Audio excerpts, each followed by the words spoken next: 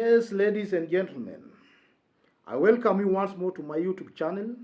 If you are new here, tap on the subscription button and on the notification bell in order to get a notification anytime we upload a new video. Meanwhile, don't forget to give this video a like. The problem we have in Kenya is that Kenyans forget so fast and very, very easily. Something happening today in Kenya, after 1 week or 2 weeks, people shall have forgotten about it completely. And this is why politicians are taking an advantage of our naivety. As somebody who has been keenly following political events in this country, I can say without fear of contradiction that what Ruto is enjoying is just but a media perception. His popularity is purely a media perception. What the media has been feeding the people is what the people have come to believe that is the truth on the ground. Let me just take our memory back about some few months, or about 1 month, or about 1 year and a half. Almost all elected leaders from Mount Kenya region were solidly behind William Ruto. And William Ruto used these numbers very well to his own advantage. And anytime there was an issue, William Ruto could flip this card of elected leaders from Mount Kenya, that he used to tell us that he commands the majority in Mount Kenya. He was doing that because he had elected leaders behind his back, ladies and gentlemen. Yes. For today, you can only count that in the larger Mount Kenya region, Ruto is left with only Kimani Chungwa, Alice Wahome, and Didi Nyoro, only 3 members of parliament from the larger Mount Kenya region. No governor is behind William Ruto. No senator is behind William Ruto. The only women rep following William Ruto is this one for Kirinyaga. That's the only Kirinyaga and Nyeri. Those are the only leaders following William Ruto in the larger Mount Kenya region. Yeah. Some few years back, he used to brag of these numbers everywhere, and he used them properly. A case in point, ladies and gentlemen, there was a time Jubilee management, or rather Jubilee party, made some changes to their neck.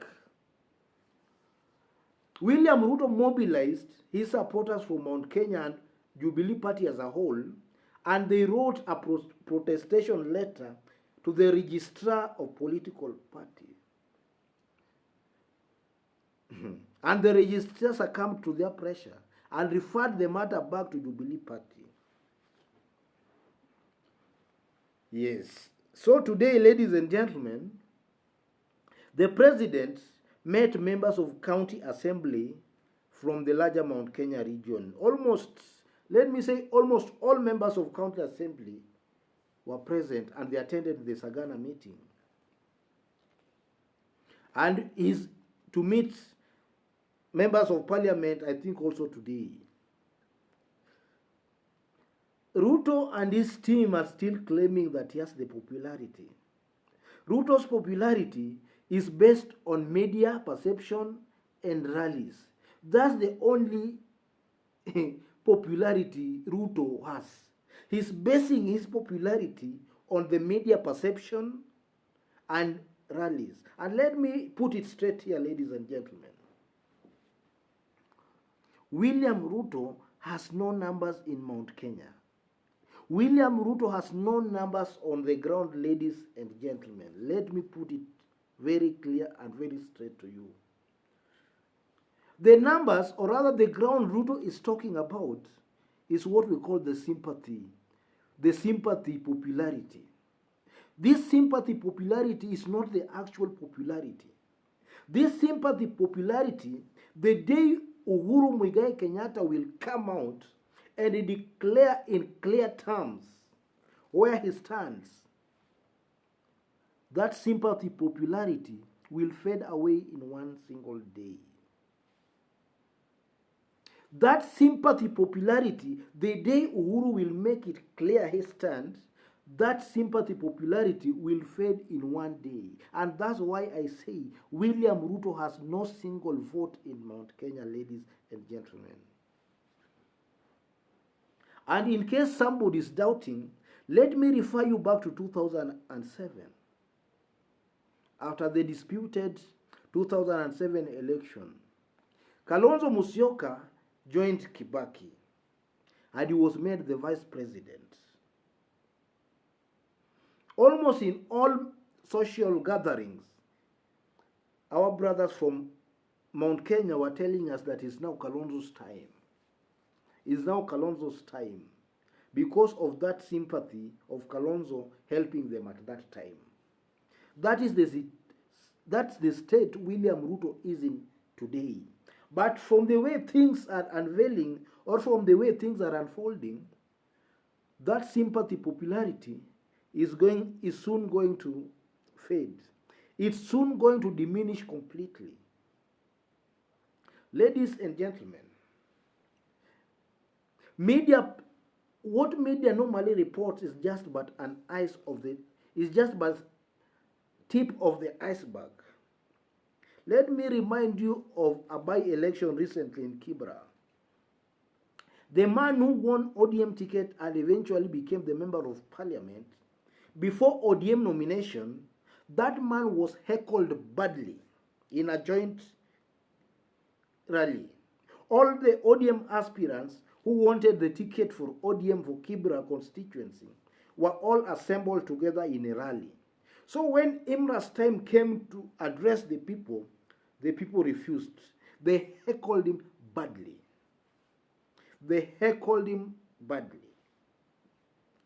Assuming we took it that was how to gauge somebody's popularity, any other person could brush him aside and say this man is very unpopular.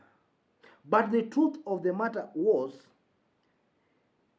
normally the people you see heckling in rallies and cheering, those are the loud minority. The silent majority are always very quiet and they don't speak. So for almost 3 years now in Mount Kenya, we've had the loud minority making noises saying Hustler, Ruto, Ruto, Ruto. Those are the loud minority, ladies and gentlemen. The silent majority are quiet and they are waiting for the right time to speak. So ODM had its nomination, and this man who was heckled on the podium beat all the aspirants with a landslide victory. If you combine the votes of all the aspirants together, they could not match Imran Okoth's votes. He beat them hands down. Then when it came now to the real by-election, he again won with a landslide. That's how popular this man who was heckled was. It's the same scenario with William Ruto in Central. People are heckling, oh, Uhuru is not popular in Central, Ruto is popular, Ruto hustler wheelbarrow. Those are the loud minority. It is their time, the loud minority, and they are really speaking very loudly. But the silent majority are quiet and waiting for the right time to speak. And the right time is going to come most probably during the referendum voting. So if William Ruto is truly popular in Mount Kenya, the only thing he can do, something that he can do that is going to be a little bit reasonable, is to convince the people of Mount Kenya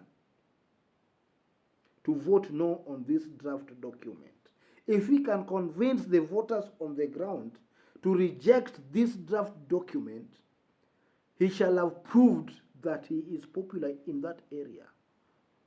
But he's trying to avoid that because he knows very well that the kind of popularity he has been enjoying is not true popularity, but it's some kind of sympathy popularity. And sympathy popularity can fade anytime, any minute. So if he wants to prove to the masses that he is truly popular, as he has made the Kenyans believe, and he is also using the media to drive that agenda, let him come out clean, oppose this referendum, and specifically convince the people of the mountain to vote no for this document. He shall have proved himself to be popular there. Let me remind you, sometimes back, ladies and gentlemen, before the Msambweni by-election, Ruto was calling for consensus on these draft documents.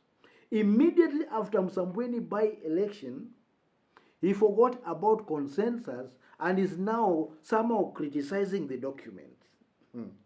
It simply means that before the Msambweni by-election, the consensus he was calling was simply because he knew he could not convince the people to reject the document.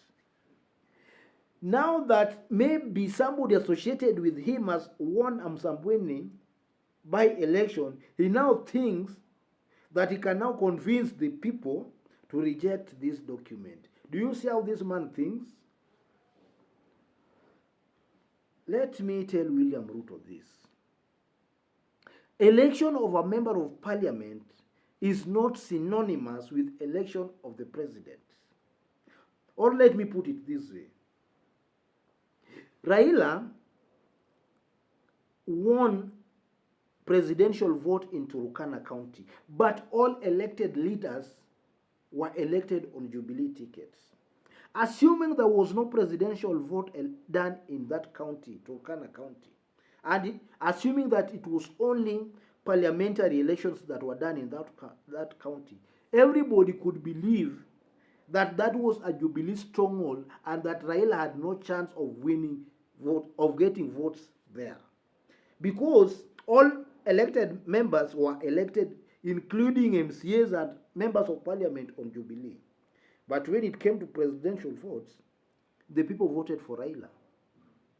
Assuming there was no presidential vote done at that time, everybody could have believed that that's a Jubilee stronghold and that Raila cannot win there. That is exactly what is happening right now. And Ruto knows that very well, but he is taking advantage that Kenyans are ignorant and they don't know, majority of Kenyans don't know what is happening.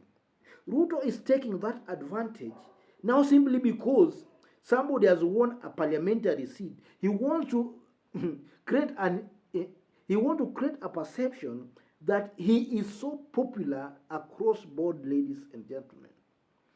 Ruto can win seats everywhere if he wants. But when now election will come, where now is now presidential votes, ladies and gentlemen, is a different ball game. It's a different ball game. Let's go even to Bungoma County. Jubilee had, in Bungoma County, Jubilee had most elected leaders on their side. But the presidential votes, Raila won with a landslide. That just tells you that the people sometimes can vote for elected leaders, members of parliament, but up there, they vote for somebody different. And that is what will happen, and that's what will happen even going forward with our election. Ladies and gentlemen, William Ruto has taken this country in circles. But I know this is a hypocrite. This is a man who is hungry for power. This is a man who is not experienced enough to know that political popularity is not permanent. It's something that comes and goes. If Ruto was popular, assuming 1 week to election, then his popularity could have a bearing with election. But now he's talking of popularity almost 2 years to election, ladies and gentlemen.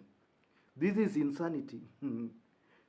If you are talking of being popular almost 2 years to election, then I think you are insane. Let me leave it there, ladies and gentlemen. If you like this video, give it a like. If you are new here, make sure you subscribe to this YouTube channel. Thank you, ladies and gentlemen.